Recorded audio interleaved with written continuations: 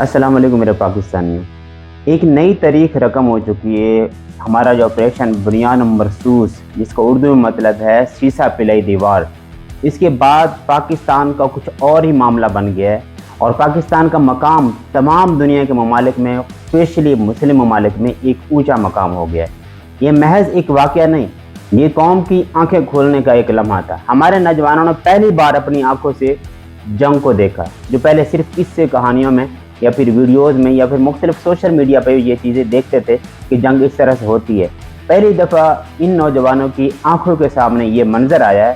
اس منظر میں انہوں نے خود کو، اپنے آپ کو جنگ کے اندر محسوس کیا، اور وردی کی قدر اس وقت ان کو آئی ہے۔ تو وردی صرف ایک نام نہیں، ایک قربانی کا نام ہے۔ کبھی ان کے دل میں فوج کے خلاف باتیں ڈالی گئی، اور کبھی ان کے ذہنوں کو پاکستان کے خلاف بولنے کے لیے تیار کیا گیا۔ ہمیں اپنی فوج پر فخر ہے، آج وہی نوجوان کہہ رہا ہے۔ اب قوم تیار ہو رہی ہے، کیونکہ یہ صرف ایک جھڑپ نہیں تھی، غزوہ ہند کا آغاز تھا۔ اور بڑی اچھی بات ہے کہ یہ جنگ ہمیں تقسیم نہیں کر گئی، بلکہ مزید جوڑ گئی ہے، اور پہلی بار پاکستان نے دیکھا کہ ایک دیوار کی طرح تمام مسلمان ایک دیوار کی طرح، ایک سیسا پلائی دیوار کی طرح اکٹھے ہو کے کھڑے ہیں، اور یہ اللہ تعالیٰ کا خاص کرم ہے۔ ہمیں اب اگلے وقت کے لیے تیار ہونا چاہیے۔ راتوں رات کچھ نہیں ہوتا، ہمیں اپنی تیاری کرنی چاہیے۔ اپنا سفر جو ہمارا آگے آنے والا ہے، غزوہ کا آغاز ہو چکا ہے، پہلی جھڑپ اس کی ہو چکی ہے۔ اب مزید کیسے کیسے ہم نے اس کے لیے تیاری کرنی ہے، کیسے کیسے اس کے لیے ہم نے حکمت عملی تیار کرنی ہے، اس کے لیے ہمیں ابھی سے تیاری کرنی پڑے گی، کیونکہ اب یہ ہمارے صرف بھارت کے ساتھ جنگ نہیں ہے، اسرائیل بھی اس کے اندر شامل ہے، اور تمام کفر اس کے اندر شامل ہے، ان جنگ کے اندر، آنے والی جنگوں کے اندر۔ اس لیے کہ ہم نے فلسطین کا ساتھ دیا، اور فلسطین کا ساتھ دینے کی وجہ سے یہ اب پورا جو کفر ہے اب ہمارے خلاف کھڑا ہو گیا۔ لیکن پاکستانی قوم کو فلسطینیوں سے سبق سیکھنا چاہیے، صبر کا، استقامت کا، اور اللہ پر مکمل بھروسے کا۔ پاک فوج نے اس جنگ میں صرف دشمن کو نہیں ہرایا، بلکہ پوری قوم کو پیغام دیا کہ ہم کمزور نہیں، ہم ہر وقت تیار ہیں۔ پاک فضائیہ نے تو بھارت کی نیندیں اڑا کے رکھ دی، وہ مغرور بنے بیٹھے تھے، کیونکہ انہیں ہماری مہارت کا پتہ نہیں تھا، اور سب سے بڑھ کر ہمیں اللہ پر بھروسہ کرتے ہوئے جنگ میں، اور اپنی شہادت کو اپنے سامنے رکھ کر جنگ میں جانے کا ان کا کبھی آئیڈیا نہیں تھا۔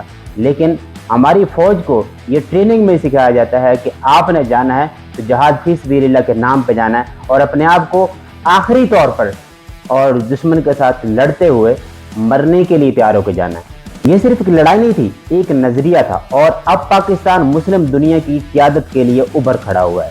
چین بھی مان گیا کہ پاکستان کی مدد کے بغیر اس کی دفاعی صنعت جو ہے نا، وہ قابل قبول دنیا کے لیے نہیں ہوگی، اور یہ سبھی جانتے ہیں کہ چینی ٹیکنالوجی کو پاکستان سے زیادہ اور کوئی بھی بہتر طور پر استعمال نہیں کر سکتا۔ دوستو، اگلی جنگ صرف بارڈر پر نہیں ہوگی، وہ ہمارے گھروں میں، ہمارے شہروں میں، اور ہمارے گلی محلوں تک بھی آ سکتی ہے۔ آپ ہمیشہ اپنے آپ کو جس بھی مقام پر ہے، اپنے آپ کو ہمیشہ اس کے لیے تیار رکھیں، کیونکہ یہ جو جنگ ہے یہ ذہنوں میں بھی لڑی جائے گی، اور سوشل میڈیا پہ بھی لڑی جائے گی۔